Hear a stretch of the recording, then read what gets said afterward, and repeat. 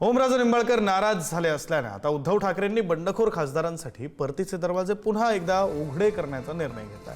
सोमवार किंवा मंगळवारी सर्व खासदारांना व्हीप पाठवून बैठकीला या असं पुन्हा एकदा कळवलं जाणार आहे। संसदीय पक्षाच्या बैठकीत गैरहजर राहिल्याबद्दल कारणे दाखवा नोटीस बजावली आणि त्याला आता 24 तासांपेक्षा अधिकचा काळ उलटून गेलाय। यावर कोणत्याही खासदारांना उत्तर पाठवलेलं नाहीये, मात्र तरीही त्यांना अद्याप पक्षाने काढूनही टाकलेलं नाहीये। यामागे शिवसेनेची रणनीती असल्याचं समजतंय। ओमराजे निंबाळकर निर्णयानंतर जर परत फिरणार असतील तर त्यांना संधी द्यायला हवी असं शिवसेनेचं मत आहे। आणि याबद्दल बोलण्यासाठी आपल्यासोबत पुढारीच्या मल्टीमीडिया संपादक मृणालिनी नानिवडेकर मॅडम आहेत। नानिवडेकर मॅडम, आता शिवसेनेची ही रणनीती आहे, ठाकरेंच्या शिवसेनेची रणनीती आहे असं कळतंय, पण आधी जी वक्तव्य शिवसेनेकडून करण्यात आली सगळ्या 6 खासदारांबाबत, त्या बाबतीत सुद्धा बोलावं लागेल, वे टू अर्ली टू से अशा प्रकारची ती स्टेटमेंट्स होती का आणि आताची ही रणनीती? या कहाणीमध्ये ट्विस्ट आलाय तो काल लागलेल्या न्यायालयाच्या निकालामुळे। ओमराजे कालच्या निकालामुळे प्रचंड अस्वस्थ आहेत। त्यांच्या वडिलांच्या हत्येबाबत त्यांना जे काय अपेक्षित होतं तो निर्णय न लागल्याने ते परत फिरतील काय असं शिवसेना उबाठाला वाटतंय आणि ती संधी त्यांना देता यावी यासाठी या बैठकीचंही आयोजन आहे। आणि आपण आता सांगितलं त्याप्रमाणे कैलास पाटील आणि मुख्यतः वरुण सरदेसाई त्यांना भेटायला गेले आहेत।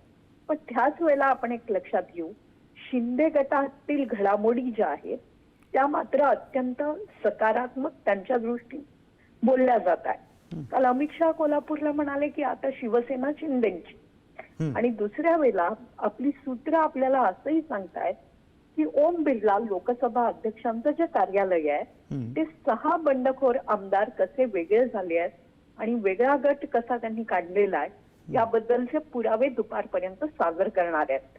आता लोकसभा अध्यक्षांचं कार्यालय अशा पद्धतीने जर पुरावे सादर करणार असेल तर खरोखरच ओमराजे तिथे गेले होते का, आणि गेले असतील तर तेव्हा तर त्यांनी सही केली पण ते व्यक्तिशः तिथे होते का, ते निर्णय बदलणार आहेत का, असा एक मोठा ट्विस्ट आज यायची शक्यता आहे।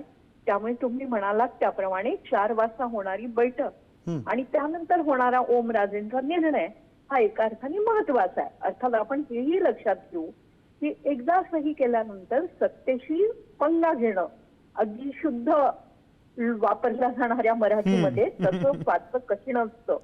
त्यामुळे त्यांनी सही केली असेल तर ओमराजे पुन्हा निर्णय बदलतात का हे कळत नाहीये, पण उबाठांनी मात्र तसं मोकळा दरवाजा करण्यासाठी एक फट किलकिली केली आहे स्टुडिओ।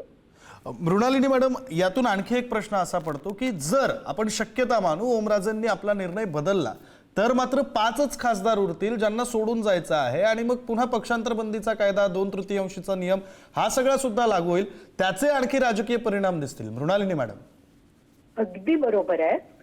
6 खासदार जोपर्यंत सही करत नाही तोपर्यंत पक्षांतर बंदीचा कायदा लागूच होऊ शकत नाही।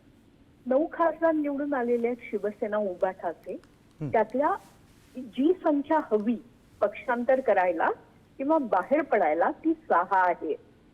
राजाभाऊ वाजे यांनी स्पष्ट केलेलं आहे, अरविंद सावंत आणि अनिल देसाई या मुंबईतल्याही खासदारांनी स्पष्ट केलेलं आहे की ते बरोबर नाही। अगदी बाकी 6 बंडखोर अजून काही बोललेलेच नाही आहे, ते कुठे आहेत ते पण ठाव ठिकाणा कळत नाही आहे।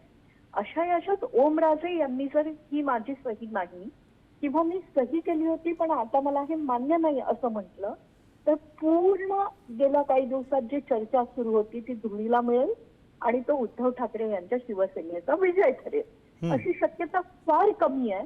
पण ती आता या स्थितीला जोपर्यंत आपल्या समोर पुरावे येत नाही तोपर्यंत नाकारणं योग्य ठरणार नाही। स्टुडिओ।